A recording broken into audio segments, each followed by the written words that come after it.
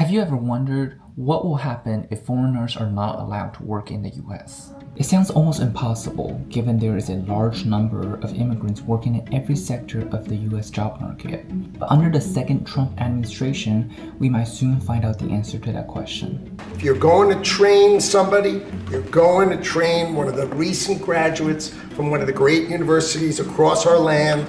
Train Americans, stop bringing in people to take our jobs. Today, in 5 minutes, I'm going to talk about the H-1B visa, why the system of selection is so broken, and what does the new policy mean for the US and foreign workers. Before I dive in, make sure you like this video and subscribe to the channel. I post news explainers as well as personal vlogs.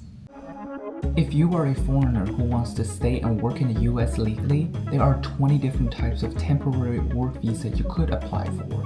But for a lot of white-collar workers, especially those who are looking for their first job after college, the one you will most likely be applying for is the H-1B visa. The H-1B is a temporary visa category that allows employers to petition for foreign professionals to work in specialty occupations that requires at least a bachelor's degree or the equivalent.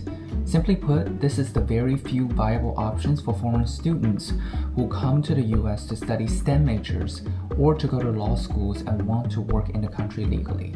But the visa application process comes with several hurdles. First, the H-1B visa is subject to an annual cap of 85,000, 20,000 of which are exclusively for people with a master's degree. With an overwhelming demand for the visa, most applicants need to enter a lottery system that has less than a 20% chance of winning. Second, the visa application could only be submitted by the employer, which would shoulder thousands of dollars of application fees, plus the cost of processing the paperwork. Third, the application can only be filled with a limited time frame every year. If you miss a deadline, your chance of legally staying here is gonna be ruined for the rest of the year.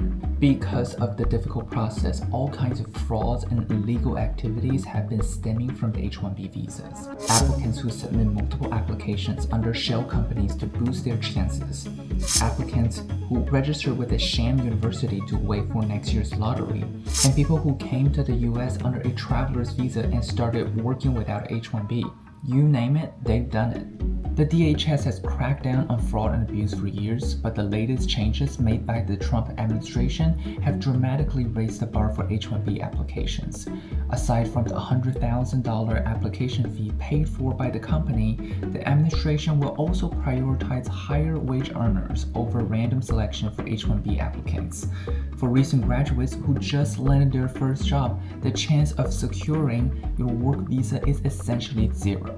What does this mean for American workers and companies? It is still too early to say, but even with proper resources flowing to train American workers, the job openings will continue to be outsourced to other countries through subsidiary companies overseas, or eventually be outsourced to AI.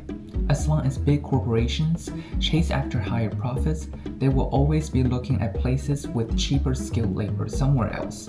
At the end of the day, companies don't really care about a candidate's nationality. The one thing they do care about is to hire the best talent with the lowest possible costs. Thank you for watching my video. Please like and subscribe to my channel. I will see you next time.